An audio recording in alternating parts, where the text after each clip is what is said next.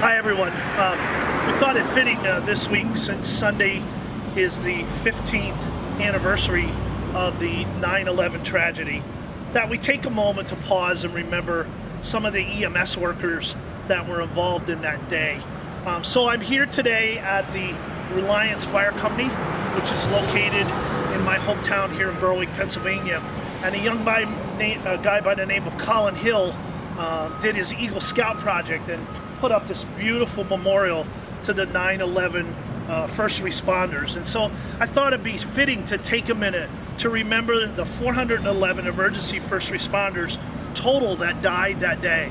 Of them, 12 of them were EMS first responders, EMTs and paramedics, just like you and I, who were among those who perished. And I found some of the information about some of these guys I thought would be interesting. Just wanted to tell you a little bit. So, a guy by the name of Richie Perlman, 18 years old, an EMS dispatcher for the Forest Hills Volunteer Ambulance Corps. Richie worked at a law firm in One Police Plaza. On that day, he went to the scene, along with the NYPD officers, against the orders from his employer, who told him to stay back where he'd be safe. He joined the Forest Hills VAC Youth Corps at age 14, became a dispatcher for the Corps, and was eager to begin his EMT training in October, but unfortunately he never made it. Then there was Mitch Wallace. He was an EMT with Bayside Volunteer Ambulance. Mitch actually worked as a court officer in the towers when they were hit. As an EMT, he rushed in to help the injured. His father called him by cell phone to express concern, and Mitch told him he was too busy to talk because he was helping injured people when the first tower collapsed. His dad heard a loud rumble over the phone. He watched in horror as the first tower collapsed, knowing that Mitch was probably underneath that falling tower. Then there was Carlos Lillo, 37, NYFD paramedic out of EMS Battalion 49. Carlos was mobilized at One World Trade Center while he was on duty. He knew his wife Cecilia worked for the Port Authority on the 64th floor of the first tower.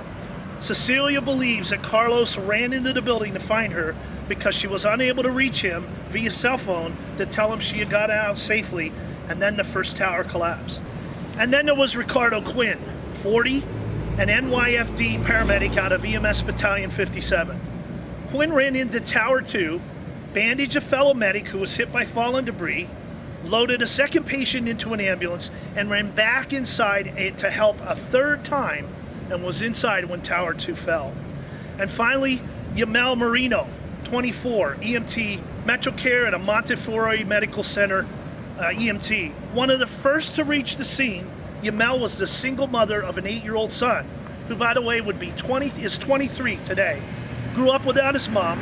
Her goal was to become a nurse to help build a better life for herself and her son. Unfortunately, she was never able to follow her dream for a better life. And so we highlight those, and then there are these others.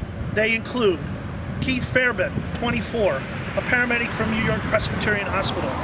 Mario Santoro, 28 years old, a paramedic with New York Presbyterian.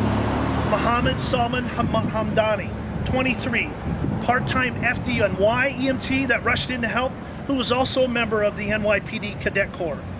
David Sullins, 30, an EMT with Cabrini Medical Center. Jeff Simpson, 38, an EMT with Dumfries Triangle Rescue Squad. Mark Schwartz, 50, an EMT with Hunter Ambulance. And Yi Young, age and certification and affiliation unknown. So as we pause a few minutes to remember these folks, 15 years later, let's remember to never take one day for granted. Each time you and I respond to help someone else, your next call may never happen. So remember to enjoy every second of every day with those you love. Never take tomorrow for granted, because it's not promised. And so at this time, we just take time to remember those who gave all on that very fateful day in our country's history. Thanks for spending a few minutes with us. God bless you guys, and God bless America.